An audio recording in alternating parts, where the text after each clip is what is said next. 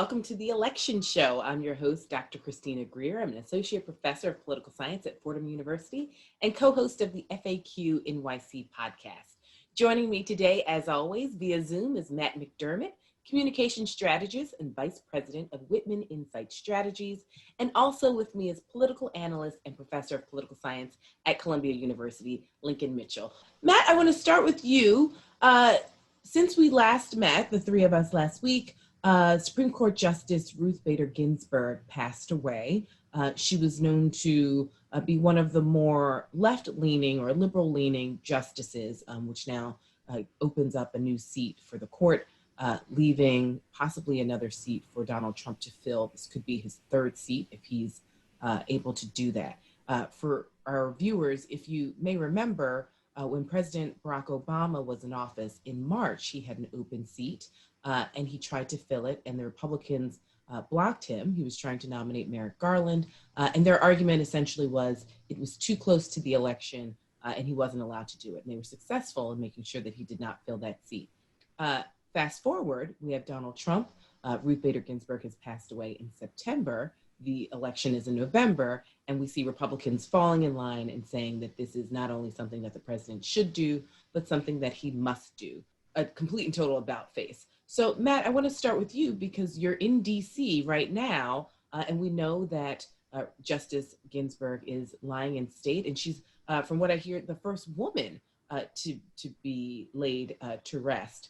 It is 2020, and so we've had many very prominent and important female elected officials.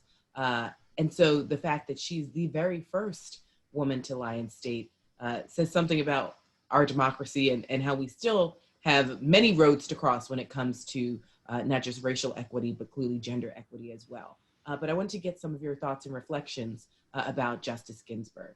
Yeah, I mean, let me first, obviously say, the importance of her voice on the court for decades and her ability, I think, to really bring an everyday perspective to the court. Because I think the concern that many of us have about the court over recent years is it is being packed with white, affluent people that do not represent the everyday voices of our people and the cares and concerns that they have. And I think Justice Ginsburg really did do that on a lot of issues. But, moving beyond the Republican hypocrisy that you artfully outlined in their desire to so quickly fill this position, I've really been heartened by the response on the left in response to her passing in the past week. And you really sort of see what we saw in many respects in 2018 coming to the surface again. Obviously, the 2018 midterm was colloquially referred to as the year of the woman. You really saw a wave of women rising up across this country to make their voice heard and ensure that Donald Trump's Republican Party got ousted from Congress in 2018, which of course happened. And you're seeing the same tide happening in response to Justice Ginsburg's death. I think the concern in the immediate aftermath of her passing was that this would mobilize Republicans, that they would be galvanized to go out and vote for Donald Trump. The reality is that those voters who are already galvanized to go out and vote for Donald Trump are doing exactly that. On the flip side, what you saw is that tens of millions of dollars have been raised, not only for Joe Biden's campaign, but down ballot Senate races in swing states over the last few days in response to her passing. You see millions of dollars going into states like Alaska, Iowa, Montana, North Carolina, South Carolina, Georgia, Texas, places where Democrats have an opportunity to not only win those Senate seats, but ultimately flip the Senate this year and win back the White House through those states. And so I think we're really seeing an energy and a mobilization on the left, which has been galvanized in part by her passing. And it's my hope and optimism that we continue to see that in the weeks ahead. And it really does stem the tide of this election and mobilize a landslide election that we frankly need to see this year to not only oust Donald Trump, but win back Senate and ultimately push through the reforms we need to ensure that the last 4 years never happens again. Right. And so, Lincoln, I want to pull you in. And Matt, I'm going to have to circle back to some of the points you made because I definitely want us to talk a little bit more about some of these down ballot races. We know that it's not just senators and all members of the House, but we've got attorney generals, we've got sheriffs, we've got judges. We know that Donald Trump has nominated so many judges on lower levels, very few women, zero people of color, and primarily, I think it's almost 80% white men in lower level courts, many of whom have received an F rating from the American Bar Association. But Lincoln, I wanted to bring you in and just get some of your reflections on Justice Ginsburg. We know that she was nominated by President Clinton in 1993. So this is one of his legacies. So many of President Clinton's legacies have been reversed. I mean, when we think about Don't Ask, Don't Tell, when we think about the crime bill, some of his more moderate to rightward leaning Democratic policies and politics. But this is one of the, I would say, positive aspects of his presidency and his tenure that many Democrats can be very proud of during the Clinton era. What are your thoughts on Justice Ginsburg? And going back to some of Matt's points, I mean, from her humble beginnings, the child of Jewish immigrants, going to one of these famous public high schools that it seems like so many famous Americans have gone to, from Chris Rock to Justice Ginsburg to various athletes and celebrities who've made their way from the humble beginnings in Brooklyn. Well, the appointment of Ruth Bader Ginsburg is, I think, the most progressive thing, the most progressive legacy of the 8 years that Bill Clinton was in office, and we should recognize that. We should also recognize Ruth Bader Ginsburg died on Erev Rosh Hashanah, and just when we thought 5780 couldn't get any worse, it did. But the reason I say that is because Ruth Bader Ginsburg is a pioneering feminist figure in American history and the court, but also just in American history more generally. But she's also an extraordinarily important person in Jewish American history, and we should take a moment to recognize that. There are a very small handful of Jewish Americans who have had more of an impact and more of a positive impact on America than Ruth Bader Ginsburg. And her death is a loss for all of us, and is a loss for the Jewish community as well. So I would think we should take a moment to recognize that. I am not as usual. Matt is more optimistic than me. My concern about what happens now, the political fallout, not to be crass, but her body was still warm. And Mitch McConnell said, we're going to go ahead with the confirmation. So it's not just hypocrisy, because Republican hypocrisy is a dog bites man story, right? It is insensitivity, which is also, I guess, a dog bite man story from the Republican Party, but it's really striking. And politically, I don't agree with Mitch McConnell ideologically in a lot of things, and I have no respect for him as a human being or a man of decency or a man of integrity. But I do understand that he is a smart man and a smart legislator. And he does not make that announcement on Saturday after Justice Ginsburg's death if he does not have the 50 votes he needs. He only needs 50 because Pence would break a tie if it came to that. So all of the punditry rushing to discuss this, does he have the votes? Will Mitt Romney vote against him? Will Lamar Alexander? Was a waste of time. He has the votes. Now, the question of the fallout on the election campaign, I have one less optimistic view of this, which is, we're a few minutes into the election show here today, all three of us. And I'm going to mention the word COVID for the first time, because shortly, within 48 hours or maybe 72 hours of Justice Ginsburg's death, the 200,000th American died of COVID. And that is a terrible, avoidable, emphasis on avoidable tragedy. And a lot of it much of it springs from Donald Trump's ignorance, avarice, his nastiness, and his unwillingness to listen to science. And every day that we don't spend talking about that is a good day for the Republicans. And my concern here is that going into the nominating process, the discussion in October, that the discussion in the Republican talking points become, there go the Democrats again, trying to just destroy a good woman. It will be a woman in this case. Now, we know that will not resonate with the Democratic base, but it might resonate with some of those suburban swing voters. It's a better message than the 225,000th American has died of COVID. So I am concerned that this change that, and the person that's in the hot seat here is Kamala Harris. Kamala Harris going up against Brett Kavanaugh is a home run as a senator. Kamala Harris, the perhaps soon to be vice president, beating up on a smart woman with a good resume, regardless of her politics, is a different story. Right, and that's a strategy that we'll probably talk about in the upcoming weeks. Matt, I want to bring you back in here because I love how your Democratic strategist mind works. And Lincoln brought up 200,000 deaths, and that's something that many people think that Joe Biden should constantly remind Americans about, not just the 200,000 deaths, but the millions of jobs that have gone away and are never coming back, how so many Americans are really destitute right now. So we've got this election. We're 40 days out right now. And yesterday, the president was asked explicitly and directly whether or not he believed in a peaceful, and whether or not he would commit to a peaceful transference of power. He equivocated and vociferated and said, we know that he struggles with tense switching. So he said, the ballots won't be counted. They are counted. They haven't been counted. But essentially, he did not commit to a peaceful transference of power. He immediately went to the courts, going back to one of Lincoln's points about the necessity of a full Supreme Court. We know that he's pretty much relying on the courts to litigate his election successes. But we didn't even see this on the front page of the New York Times. It was on, I believe, on page. It was on page 15. All of the major newspapers had it sort of as a story. Somewhere in the first section, but it was not a headline that says, what in the world, right? This is the alarm that Lincoln has been ringing quite consistently. So now we have the president 40 days before an election essentially saying, it's like, well, I'll see how I feel. We'll see how the court that I have put together decides.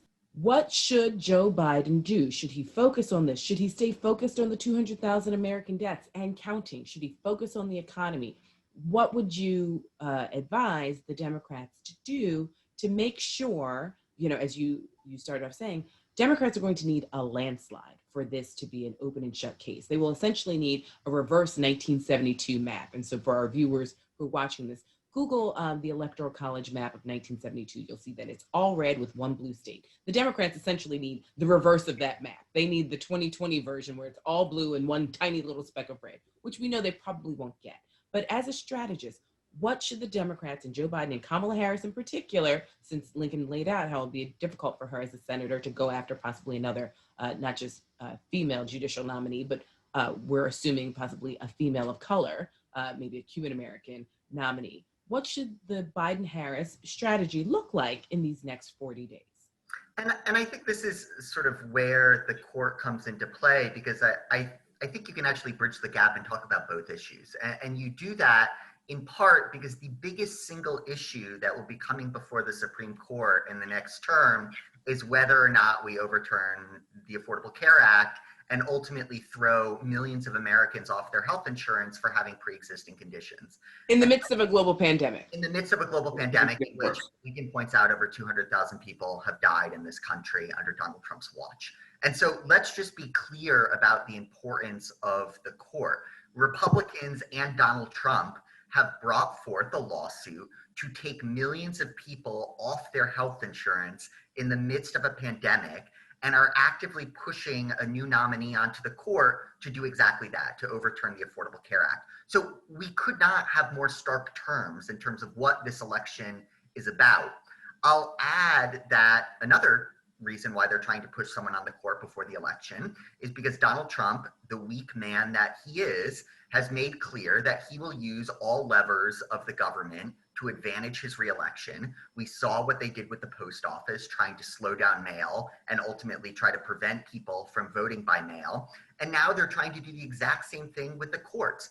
They have said explicitly that they will try to use the courts to overturn the will of the majority of this country. And so that is the election strategy they're running. And I think we just need to be candid about that. They do not anticipate winning the popular vote, and they intend to use any power they have advantage to them, including filling the Supreme Court with Republican lackeys and giving them the election outcome that they desire to do what they need to do to win this election. And so I think the courts really help, in my mind at least, and I hope for most Americans, crystallize what is at stake at this election, because it's not just whether Donald Trump gets reelected or whether he doesn't. They are pushing forward a policy agenda that will literally take health insurance away from people in the midst of a pandemic after the deaths we have seen. And I fundamentally do not believe that a majority of Americans, a super majority of Americans, are supportive of that idea.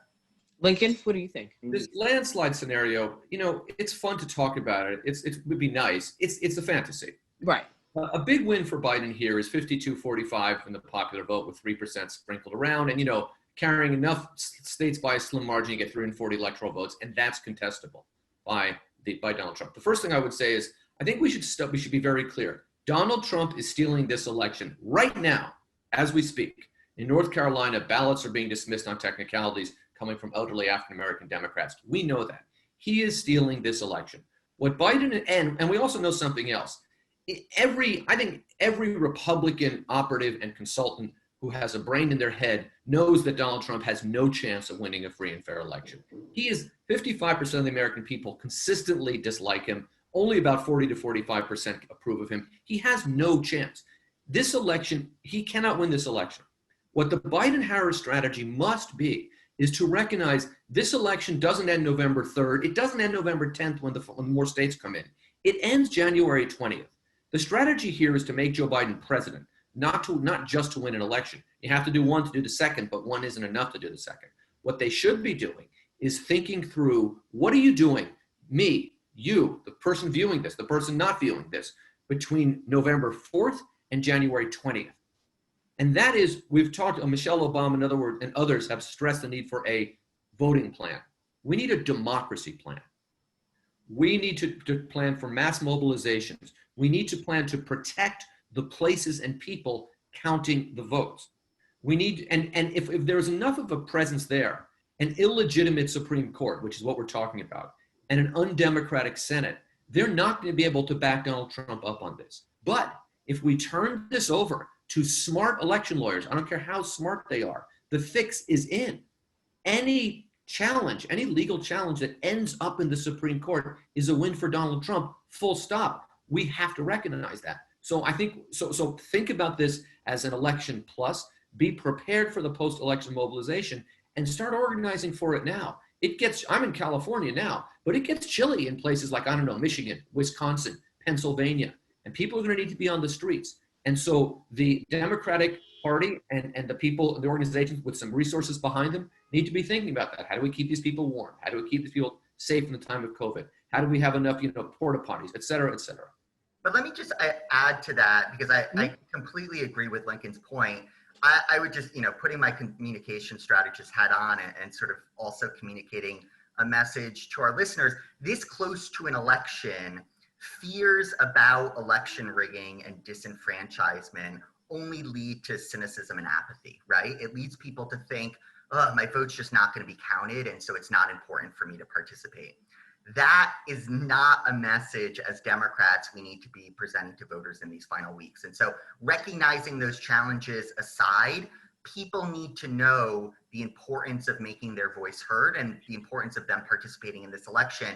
And the single biggest motivator for the everyday person is hearing from their friends and family about the importance of this election. And so I know a lot of us live in New York. I know a lot of us who are listening live in New York, but a lot of us also have friends who don't live in New York. And so the single biggest thing you could be doing in the next few weeks is talking to your family and friends who don't live here and communicating the importance of voting, recognizing that these things are happening in front of our very eyes. People need to feel energized and mobilized to vote and feel like their vote's going to be counted. Right. Well, Matt, I think that that's a really important note, because I think if we asked a lot of our friends and family, we would be surprised at the number who aren't registered or possibly don't know their registration status and don't have a plan for the entire day, or possibly, as Lincoln has mentioned, the subsequent days and weeks to follow.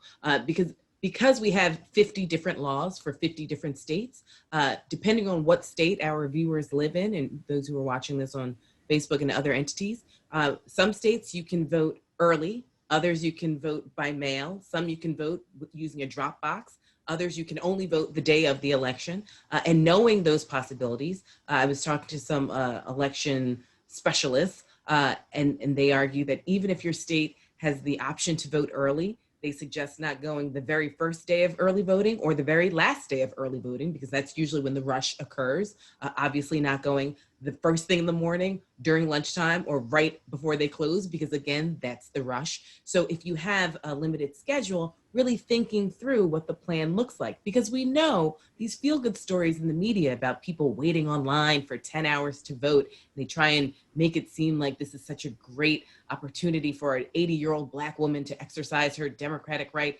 That's the story of voter suppression. It should not be a feel-good story, in places like North Carolina or Michigan or Wisconsin. And so recognizing that as such. I did want to sort of bring up some news with our former mayor, Michael Bloomberg, who has decided to essentially counteract the poll tax that was enacted on formerly incarcerated citizens in Florida. If you all remember, in 2018, it was on the ballot as to whether or not formerly incarcerated citizens would receive the franchise again, which means would they be able to vote again, even though they had been formerly incarcerated. The voters in Florida decided that yes, indeed, formerly incarcerated citizens should receive the right to vote once again. But the Republican-controlled state house said, well, essentially they have to pay all back restitution. So any debts that they owed the state had to be paid. Many of us argued, those of us who follow race and politics, argued that this was a modern day form of a poll tax, which was a tax that was oftentimes used specifically towards African Americans, but some poor whites, where you had to essentially pay in order to be able to vote. And so this was the 2020 version. Michael Bloomberg came in and essentially paid the debt for 32,000 plus people. Now, granted, he was pressured to do so by many people on Twitter and other places because he swore that he would help with this Democratic election. But Lincoln, I'll start with you. Now people are calling for Michael Bloomberg to intervene in places like Texas and some of the other states that you and Matt mentioned earlier in this show, places like Arizona, North Carolina, even races in Alaska, or Michigan and Wisconsin, where it would really make a difference because he is a billionaire and could essentially give a few $100 million and barely feel the dent. What are your thoughts on Bloomberg intervening in democracy in this way? Well, Bloomberg is a complicated political figure, right? And this all has to be framed by his spending $1 billion to get like 7 delegates, right? I mean, this tragedy of a joke, of a sham, of a Democratic primary campaign. We have a system where wealthy people can have enormous influence. Republicans have wealthy people with enormous influence, and if Democrats have them, we can't unilaterally disarm. This is a much better use of his money than running in a primary, and it is a very so. I am completely for it. The one thing I would say, one thing I would add about Michael Bloomberg is that Bloomberg missed an extraordinary opportunity here to really play a role in this election. What he should have done is run a primary against Donald Trump. And the reason for that is that in the rest of the world, conservative candidates, except for kind of the populist authoritarian types, look like Michael Bloomberg, right? Doesn't really want racial equality, but is going to be polite about it, right? Wants to make sure the tax system keeps the rich people rich and the quality of life for the upper middle class and the wealthy good, but is also smart, understands science, understands data. That's the and recognizes that you can't have people who are so poor that they affect the lives of the rich, right? Right. You can't bleed the poor so much. Right, and that is what a conservative politician looks like in the rest of the world. And there is a market for that in the Republican Party. And this election season looks very different if Michael Bloomberg is getting 30, 20% in every Republican primary. He didn't do that because some Democratic consultants talked him into this fantasy that he'd get the nomination. And I'm sure he feels humbled and embarrassed by that. And I'm glad that he's recovered in time to spend some of what is essentially an infinite amount of money to help restore or create democracy in the United States. I mean, let me just add, though, less about Mike Bloomberg and more about what's happening in Florida, because frankly, that is the story, and we should all be, frankly, angry and focused on it. The Republican Party in Florida literally passed a law after voters said former felons had the right to vote and they had the right to re-register and participate in our democracy. They passed a law saying they needed to pay their way back into the franchise. They needed to pay their way back into the vote. It is a blatant Jim Crow era law that existed. And Mike Bloomberg said, hey, that doesn't really make a lot of sense. Let me pay off these fines. The Republican action in response to that was to say, whoa, this isn't legal. This isn't what we wanted to happen. Mike Bloomberg can't pay for these people to vote. Essentially, they're saying out loud that what they tried to do was pass a poll tax and prevent largely a Black male population from voting in this election. It is egregious. And the fact that we have laws in this country that enable that is something that hopefully the next Congress takes up, because this is just beyond belief in the year 2020. Well, I think Florida pretty much showed that it was never about the money. It was about making sure that these people never got the right to vote as American citizens. So, gentlemen, we only have 2 minutes left. I think we'd be remiss to not mention not just the militias that have been popping up around early polling stations, but what's going on in Louisville, Kentucky, with some of the uprisings there, with the lack of justice for Breonna Taylor and her family. We know that the family was paid $12 million to essentially acknowledge the fact that their daughter, who worked for the government, was murdered senselessly in her home. Yet yesterday, the 4 police officers who were involved in that killing were found completely absolved of any crime, except for one police officer who was found guilty of essentially shooting into the neighboring apartment and damaging some walls and some property. And so as we see the conjunction of the police department with armed white militias and sort of helping them protest peacefully and exercise their democratic rights, we're seeing the exact opposite happening with Black and Black allies protesting in the streets. And so I just wanted to leave our viewers with that to think about, as you all have raised some really important points about where our democracy is going. We always have to remember where our democracy has been and the inequities that have existed in this country since its inception, when it comes to not just women, as we started with Ruth Bader Ginsburg, but obviously with an anti-Black sentiment that sort of runs through the soil of this country. And it's something that we have never gotten right. We were moving in the right direction, but the election of 2016 has exposed this nation for some of her more ugly foundations. And as our colleague Rebecca Katz has stated before, when people say that this is the election of our lifetimes, she argues that it's 2016 was, and we got it wrong.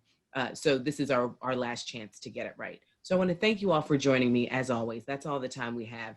And thank you for being here. I'm Dr. Christina Greer. You've been watching The Election Show. Have a wonderful one. Stay safe.